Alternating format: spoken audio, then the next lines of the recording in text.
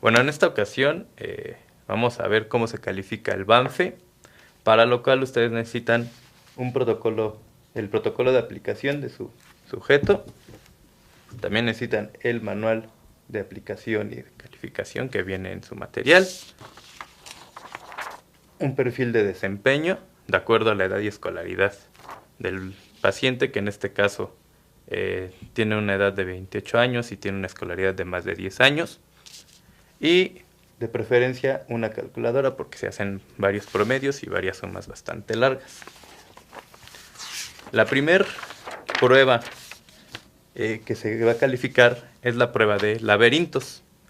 Para esto tenemos aquí los laberintos de nuestro sujeto y es muy sencilla de calificar. Lo primero que se hace es revisar por cada uno de los laberintos qué tipo de errores tiene. Si tocó, si atravesó, si se quedó sin salida y si ustedes quieren registrar también cuántas veces levantó el lápiz, porque de acuerdo a la literatura, al sumar las veces que atraviesas con las veces que levantas es una medida muy sensible para la impulsividad. Entonces se puede registrar si así lo desean. En este caso, vimos que tanto el laberinto 1, el 2, el 3 no tuvieron ningún error. Sin embargo, en el laberinto 4, que es este de acá, en esta parte del recorrido tocó una de las paredes. Entonces solamente lo que se hace es registrar que tocó una de las paredes. En el laberinto 5 tampoco tuvo un error. Y para el tiempo, para sacar el total del tiempo, se hace un promedio, una media aritmética normal donde se suma el tiempo del laberinto 1, 2, 3, 4 y 5 y se divide ese total entre 5 y así se obtiene el tiempo de los laberintos. Y ya, eso es todo lo que se necesita para calificar la prueba de laberintos. Continuamos con la prueba de señalamiento autodirigido, donde se van a calificar las perseveraciones, las omisiones y los aciertos. Aquí en el protocolo viene cuánto es el máximo posible de los aciertos y ahorita les voy a explicar de qué se trata cada uno. Aquí nuestro sujeto no tuvo ningún error. Para considerar un acierto se debe señalar la figura, o sea, es cualquier figura que sea señalada y que se cumpla la regla que se le dice al sujeto de que la siguiente que señale no puede ser alguna de las que están alrededor. Entonces aquí vemos que el sujeto señaló primero la 1, luego la siguiente fue esta, luego esta, y así se fue con esa estrategia. Aquí no cometió ningún error, entonces tiene un acierto, tiene 25 aciertos, que es el máximo posible. En dado caso de que el sujeto hubiera repetido, hubiera señalado primero la ardilla, luego la bicicleta, luego el caballo, y hubiera, para la señalización 4, hubiera señalado la ardilla otra vez, eso se hubiera registrado de esta manera y eso se hubiera considerado un error de perseveración y ya no se cuenta como un acierto. En el manual dice que se puede considerar un acierto aunque sean señalaciones así contiguas a partir de la señalización número 12. A partir de la número 12 ya la regla de señalar las salteadas ya ahí no aplica y se siguen contando como aciertos. Una omisión es una figura que no fue señalada. Y lo único que se hace es registrar, bueno, durante la aplicación se registra el tiempo, se ponen el número de perseveraciones, el número de omisiones y el número de aciertos. Y ya para los señalamientos autodirigidos es todo. Para la prueba del ordenamiento alfabético de palabras, tenemos aquí el registro del orden en que nos dijo cada una de las listas nuestro sujeto, y lo único que hay que hacer es registrar el número de ensayo en el que te dijo correctamente la lista sin ningún error. Aquí en las 3 listas nuestro sujeto lo dijo en el primer ensayo. Y se van a calificar las perseveraciones, los errores de orden y las intrusiones. Una perseveración es una palabra que pertenece a la lista y que te la repitió más de una vez. Un error de orden es que te diga una palabra en el lugar en el que no le corresponde. Por ejemplo, si el sujeto hubiera dicho árbol, eco, oso, uva, imán. Ese está bien, es la A, el árbol está bien, el eco está bien. Sin embargo, la O también le sigue a la E, pero aquí tenemos un error de orden porque la I no va después de la U, entonces eso se consideraría un error de orden. Y una intrusión es una palabra que no pertenece a la lista, pero que te la dijo en el momento de repetir la lista. Y así nos vamos con cada una de las listas hasta completar todo lo que se tiene que calificar. Para la siguiente prueba, que es la resta consecutiva, nosotros registramos la respuesta del sujeto ante cada una de las restas que fue haciendo mentalmente y se califica los aciertos y el número de errores y el tiempo que se tarda el sujeto en segundos. Aquí nuestro sujeto no cometió ningún error. Sin embargo, puede darse el caso de que cometa un error, de que algún número no corresponda a la resta. O sea, por ejemplo, te diga, en lugar de 34, te diga 33. Pero al 33 ya le vuelve a quitar 3 y te dice 30. Eso ya se considera como un acierto. Igual se hace con la resta consecutiva de 100 menos 7. Igual se registra el número de aciertos, el número de errores y el tiempo en segundos. Aquí estaba registrado en minutos, se convirtió a segundos. Y de igual forma con la suma consecutiva, aciertos, errores y el tiempo en segundos. Para la prueba de clasificación de cartas, esta es la prueba un poco más complicada de calificar, porque se califican diversos tipos de errores en el desempeño del sujeto. Lo que vamos a calificar aquí van a ser el número de aciertos, que en este caso el máximo es de 64, porque son 64 ensayos o 64 clasificaciones de tarjetas. Vamos a calificar los errores, las perseveraciones diferidas o de criterio y los errores de mantenimiento, y se va a convertir el tiempo que tardó el sujeto, se convierte a segundos. Un acierto es una tarjeta que fue clasificada en la categoría correcta. Por ejemplo, aquí nuestro sujeto tuvo la tarjeta número 2, la clasificó correctamente, la 4 también correctamente, y así. Aquí tuvo hasta 10 aciertos, hubo un cambio de categoría donde se señaliza aquí, y volvió a tener aquí 10 aciertos y hubo un cambio de categoría.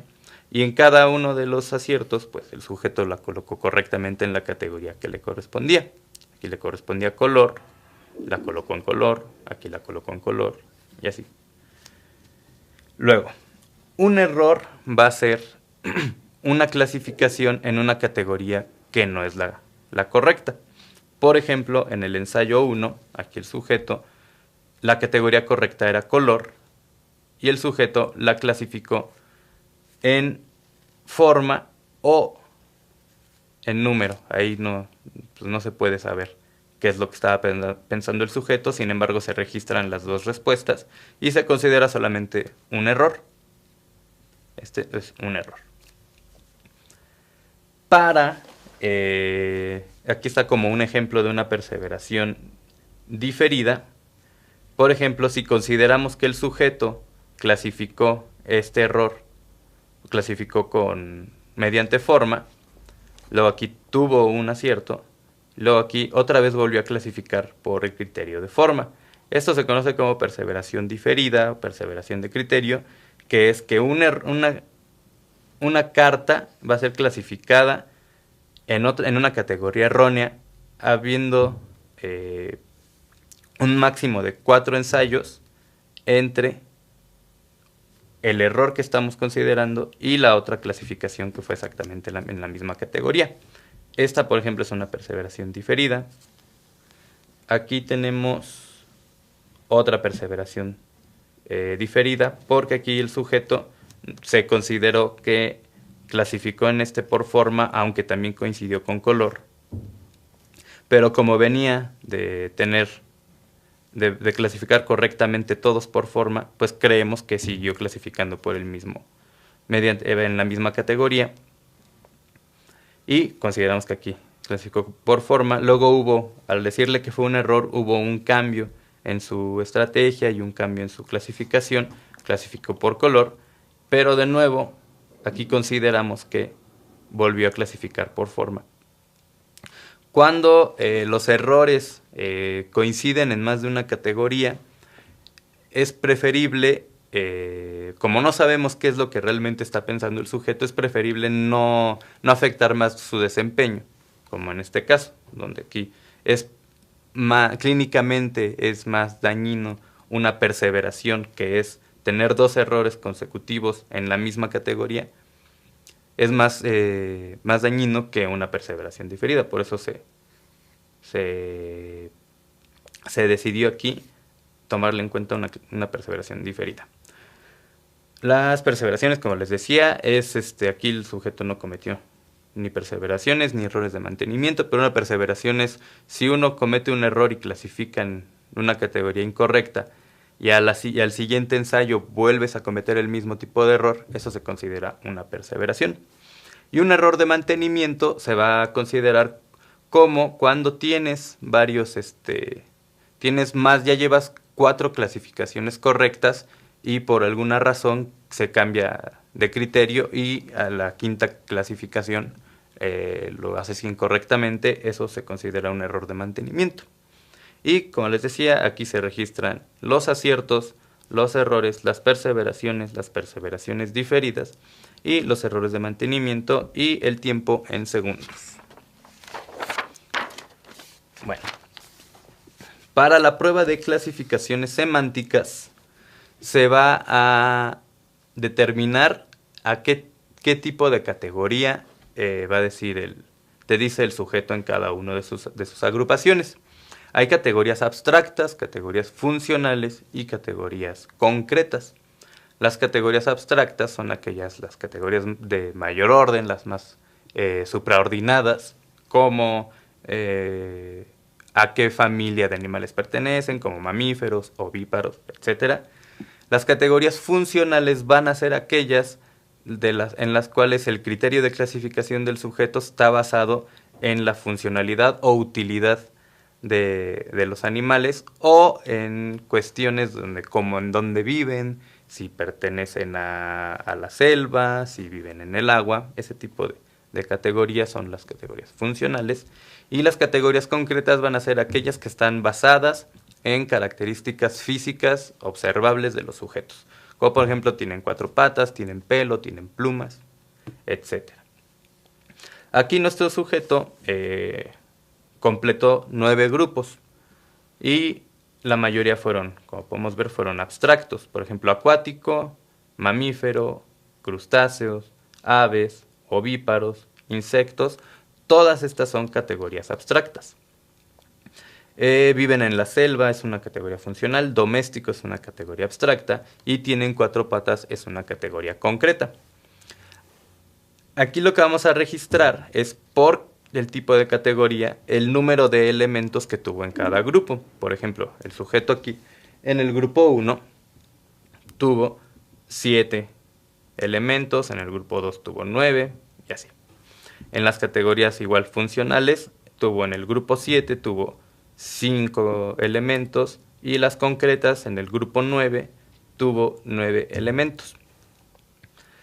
Para calificarlo, aquí te pide el número de categorías concretas, el promedio de las categorías concretas, igual con las funcionales, igual con las categorías abstractas.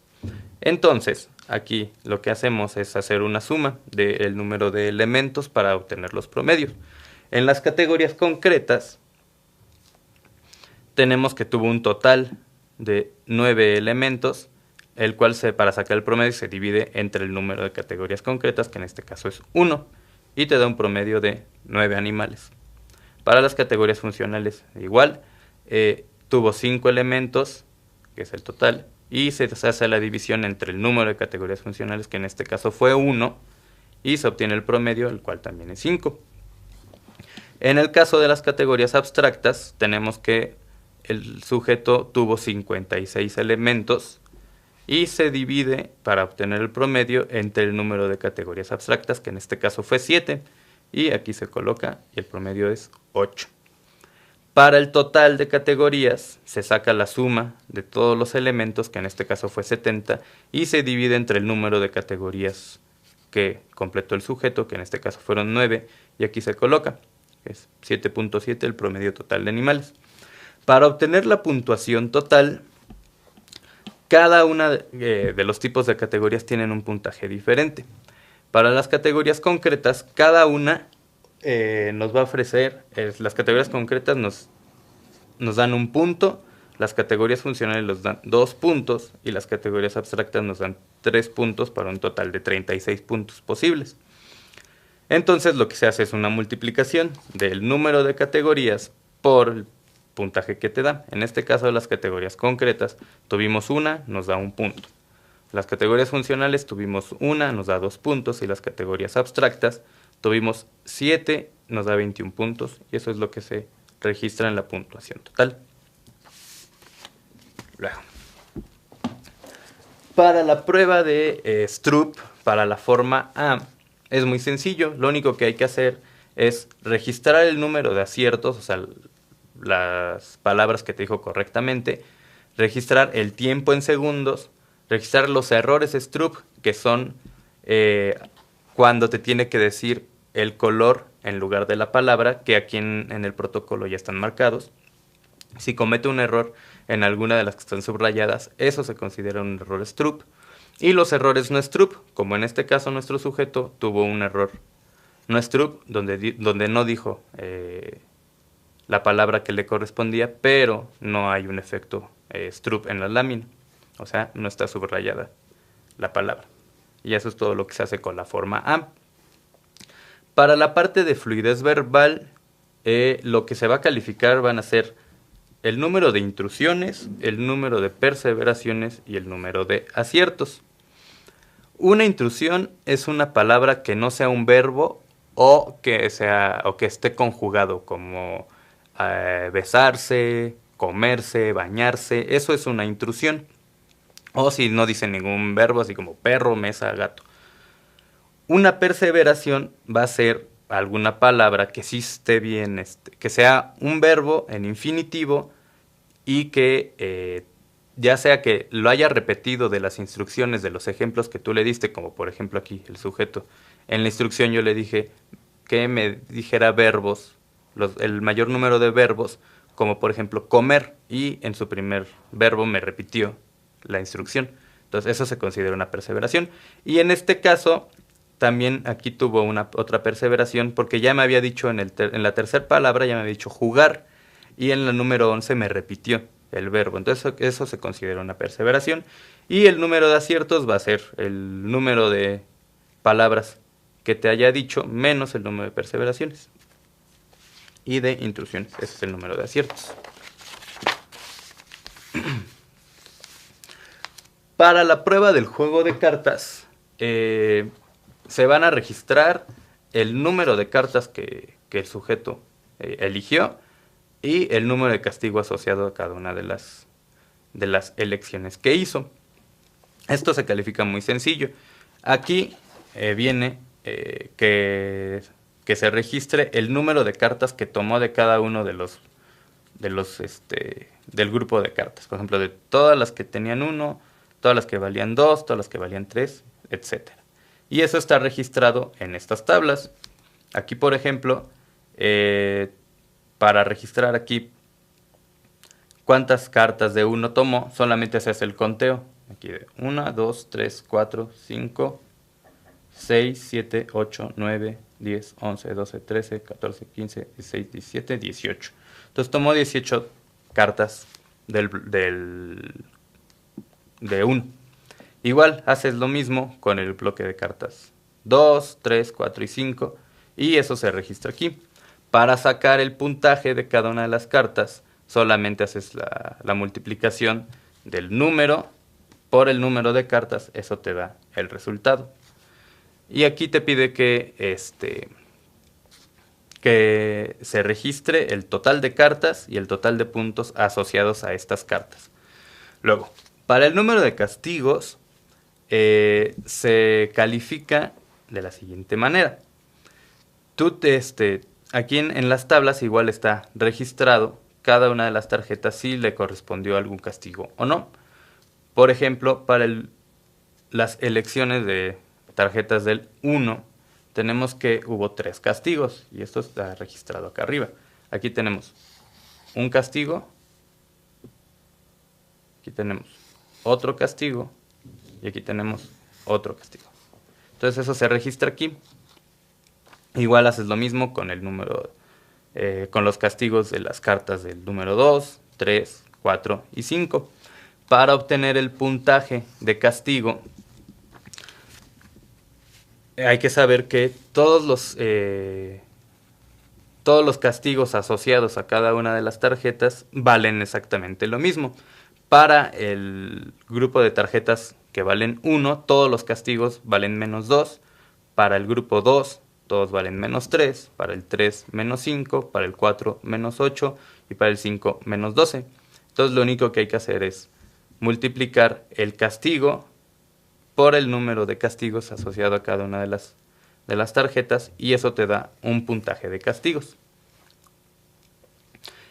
Y aquí se puede obtener la puntuación total y un porcentaje de cartas de riesgo. Ahorita les voy a explicar cómo se obtiene. La puntuación total se obtiene muy sencillo, es restándole los castigos a los puntos que obtuvo y aquí se registra.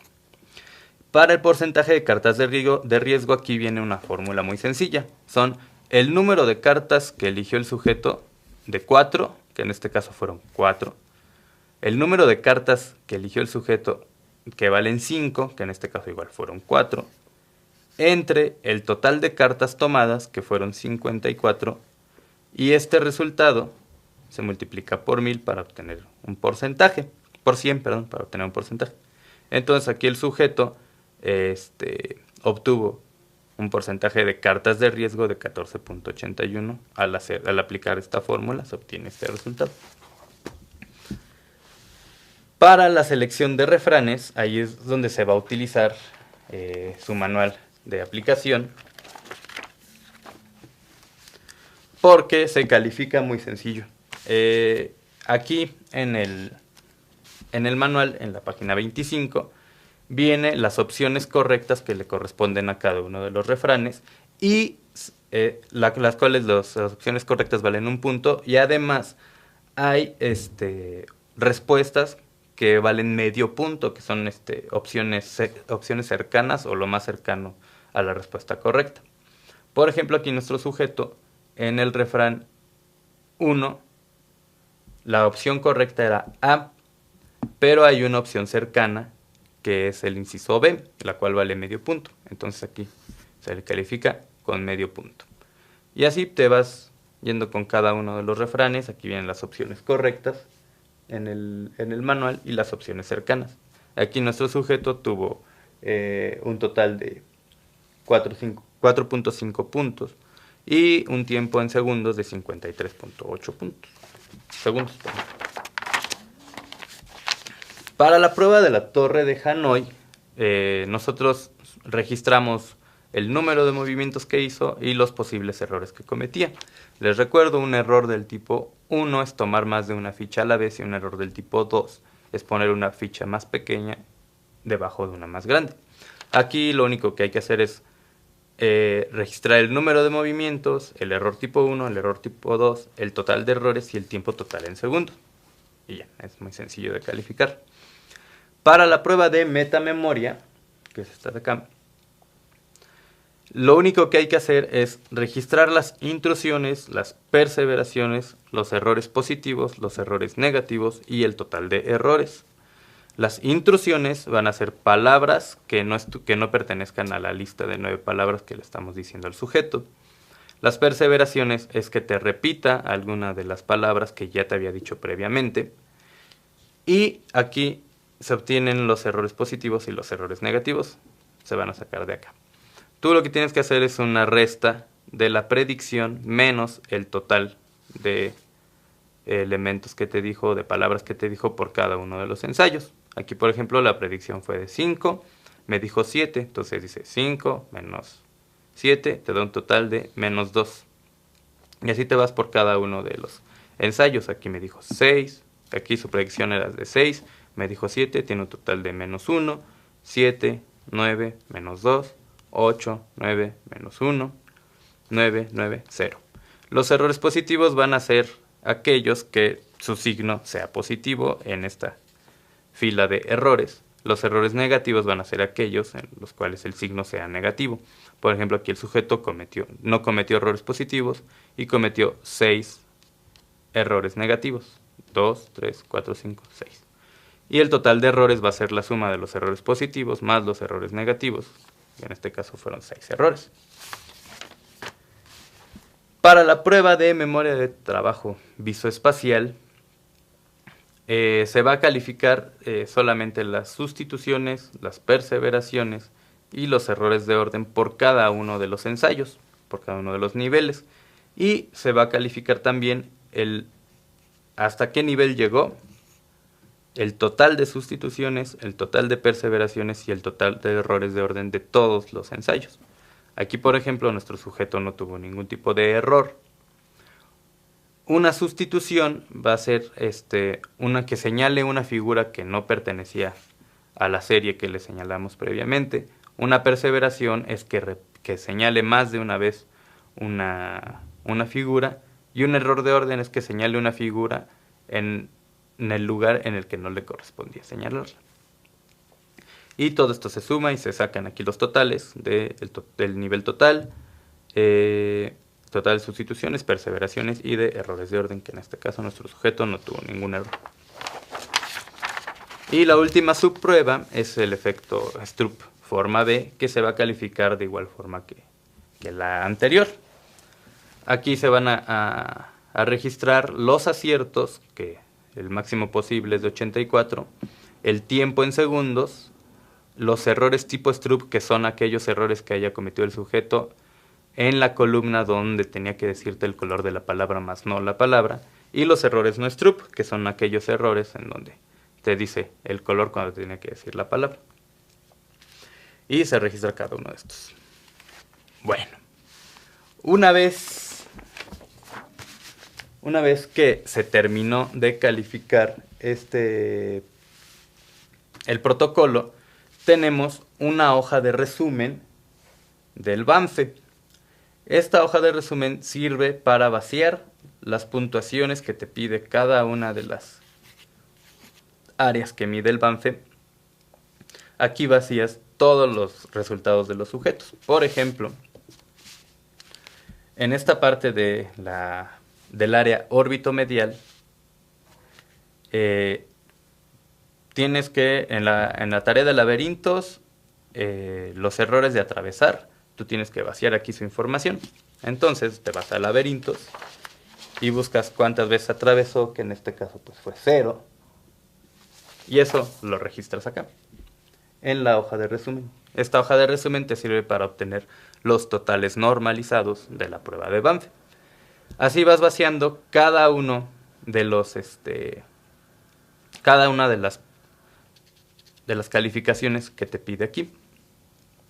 Una vez que lo tienes vaciado de este lado, una vez que ya lo tienes registrado aquí todas las calificaciones que te está pidiendo, lo que hay que hacer es consultar el manual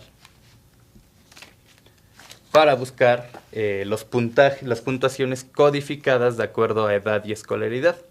Entonces aquí te fijas, a este sujeto le corresponde la tabla A7 porque tiene una edad de 28 años y tiene más de 10 años de escolaridad.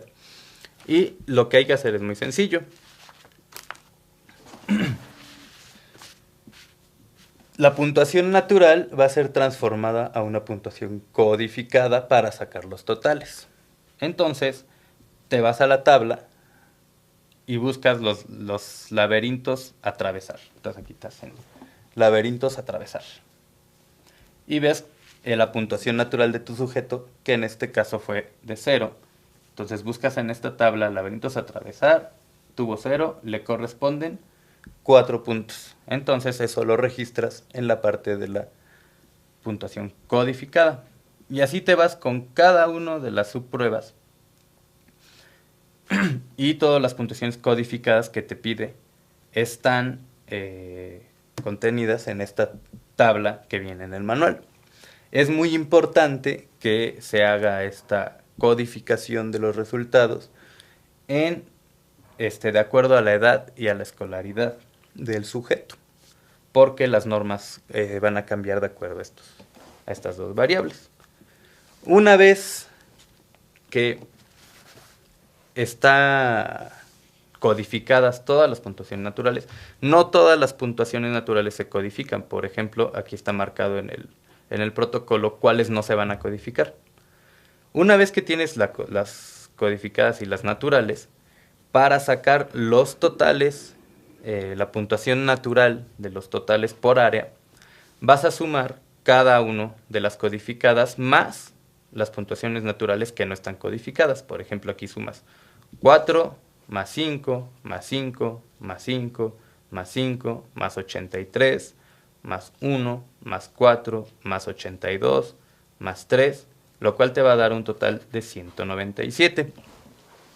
Aquí en el protocolo, así con fines de practicidad, coloqué aquí cada uno de los subtotales. Va a ser el subtotal 1, el 2, el 3 y el 4. Y ahorita vamos a ver de qué sirve. Entonces nuestro subtotal 1 vale 197 en la puntuación natural. Y así vas sacando cada uno de los subtotales. El subtotal 2, aquí la suma de estas variables fue de 20.5, igual. El subtotal 3 fue de 125 y el subtotal 4 fue de 120. Y aquí en esta tabla de resumen vas a ir a registrar las sumas que realizaste al sumar las codificadas y las naturales que no se codificaron. Entonces, para el total orbitomedial se registra el subtotal 1, que aquí fue de 197. Para el total dorsolateral se registra el subtotal 3 más el 4, que en este caso son 245 puntos. Y para el prefrontal anterior se registra el subtotal 2, que es el 20.5. Y para el total de funciones ejecutivas solamente se suma estos totales, que son 197 más 245 más 20.5, lo cual da un total de 462.5. Una vez que tenemos las puntuaciones naturales capturadas, les recuerdo aquí, el orbitomedial se saca del primer subtotal, el dorsolateral se saca del tercero y el cuarto, y el prefrontal anterior del segundo subtotal, que viene aquí en la hoja de resumen. Una vez que tenemos las puntuaciones naturales, otra vez vamos a nuestro manual y buscamos la tabla de puntajes totales normalizados que corresponda a cada uno de los, que corresponda a nuestro sujeto. En este caso a él le corresponde la tabla B8, porque es la de el rango de edad de 16 a 30 años y la escolaridad de más de 10 años. Entonces aquí lo que hacemos es buscar esta puntuación natural que ya está registrada en nuestro protocolo, y la vamos a transformar a una puntuación normalizada que tiene una media de 100 y una desviación estándar de 15, y eso nos va a facilitar hacer un diagnóstico del sujeto. Aquí vemos que nuestro sujeto en el total orbitomedial tuvo 197 puntos, entonces en la tabla que le corresponde buscamos la puntuación natural de 197, que está aquí, y a esa puntuación natural le corresponde una puntuación normalizada de 104 puntos. Entonces eso se registra aquí. Para el prefrontal, bueno, para el total dorsolateral tenemos que el sujeto tuvo 245 puntos y buscamos acá en el total dorsolateral que una puntuación natural de 245 le corresponde a una puntuación normalizada de 118 puntos. Y eso se registra aquí. Y para el total prefrontal anterior tenemos que el sujeto tuvo 20.5, se puede redondear a 21. Y buscamos en la tabla el puntaje 21 y el sujeto tuvo 106 puntos. Y para el total de la batería de funciones ejecutivas, igual, 462.5 se puede redondear a 463 y lo buscas en la tabla de puntaje total, que en este caso le corresponde al 466, le corresponde una puntuación normalizada de 115. Una vez que tenemos esta puntuación normalizada, podemos hacer un diagnóstico, ya que un desempeño normal de la prueba del Banfe va a ir en un rango de 85 a 115 puntos, por aquello de que tiene una media de 100 y una desviación estándar de 15 puntos. Entonces, a partir de eso, se puede considerar diversos diagnósticos que igual vienen incluidos en su manual. Entonces, como les decía, de 85 a 115 se considera un desempeño normal. Entonces, para el total órbito-medial, tenemos que la puntuación normalizada es de 104, lo cual cae en el rango normal. Entonces, tiene un desempeño órbito-medial normal. Para el dorso lateral, el sujeto tiene un puntaje mayor a 115, que es el rango, el límite superior del rango normal. Se puede considerar que es un desempeño normal alto. Para el prefrontal anterior cae en tiene un puntaje de 106, lo cual cae en el rango normal. Y para el total del Banfe tiene 115, lo cual también se puede considerar normal. Eso es todo lo que hay que hacer para calificar el protocolo y tener un diagnóstico de los totales del sujeto.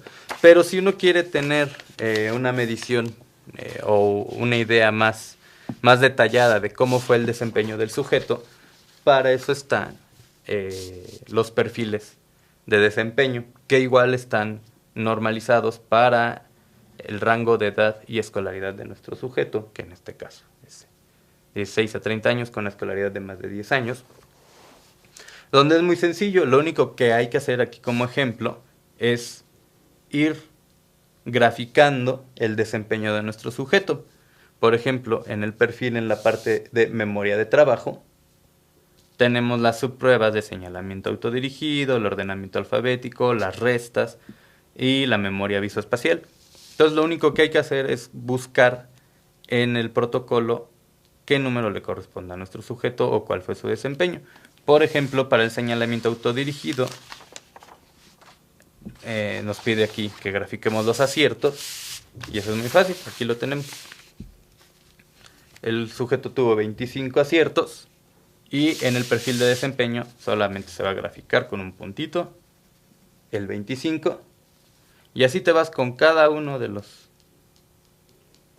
las subpruebas que te va indicando el perfil. Y finalmente, ya como se desee, se puede unir con una línea, se pueden hacer gráficas de barras, y eso te sirve para tener una idea gráfica y más detallada de cómo fue el desempeño de los sujetos. Igual se hace lo mismo con la parte de funciones ejecutivas, así se va llenando, y lo mismo con la parte anterior, y lo mismo con la parte órbito medial. Y pues bueno, eso es todo, así se califica el Banfe y así se obtiene el perfil de desempeño de nuestro sujeto.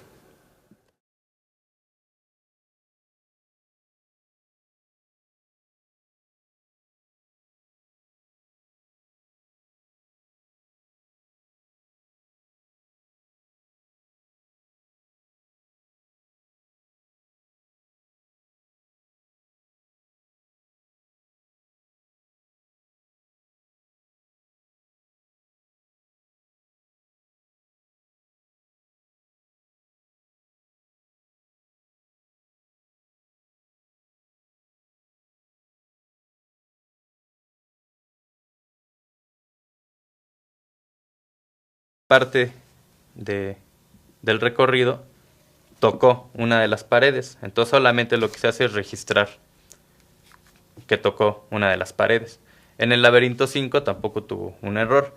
Y para el tiempo, para sacar el total del tiempo, se hace un promedio, una media aritmética normal, donde se suma el tiempo del laberinto 1, 2, 3, 4 y 5 y se divide ese total entre 5 y así se obtiene el tiempo de los laberintos. Y ya, eso es todo lo que se necesita para calificar la prueba de laberintos. Continuamos con la prueba de señalamiento autodirigido, donde se van a calificar las perseveraciones, las omisiones y los aciertos. Aquí en el protocolo viene cuánto es el máximo posible de los aciertos y ahorita les voy a explicar de qué se trata cada uno. Aquí nuestro sujeto no tuvo ningún error. Para considerar un acierto se debe señalar la figura, o sea, es cualquier figura que sea señalada y que se cumpla la regla que se le dice al sujeto de que la siguiente que señale no puede ser alguna de las que están alrededor. Entonces aquí vemos que el sujeto señaló primero la 1, luego la siguiente fue esta, luego esta, y así se fue con esa estrategia. Aquí no cometió ningún error, entonces tiene un acierto, tiene 25 aciertos, que es el máximo posible.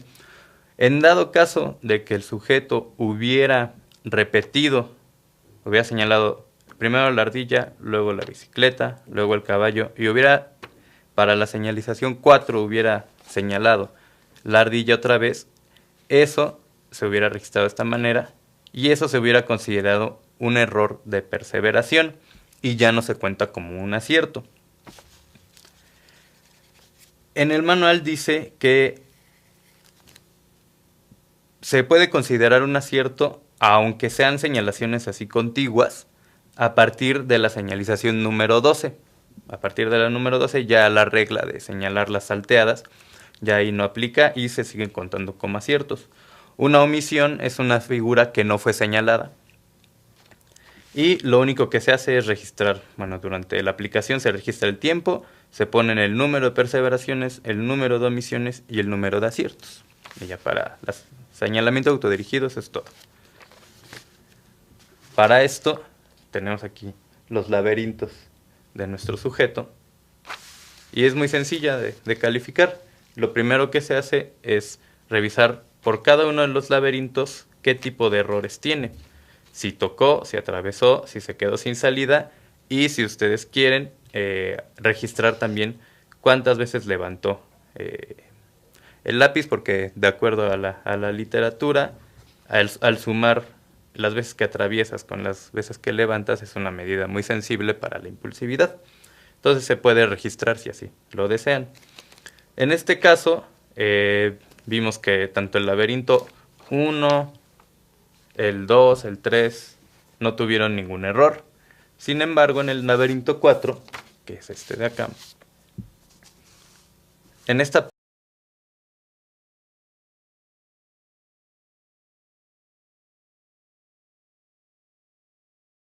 Bueno, en esta ocasión vamos a ver cómo se califica el Banfe, para lo cual ustedes necesitan un protocolo, el protocolo de aplicación de su sujeto. También necesitan el manual de aplicación y de calificación que viene en su material. Un perfil de desempeño de acuerdo a la edad y escolaridad del paciente, que en este caso tiene una edad de 28 años y tiene una escolaridad de más de 10 años. Y de preferencia una calculadora porque se hacen varios promedios y varias sumas bastante largas. La primera prueba que se va a calificar es la prueba de laberintos.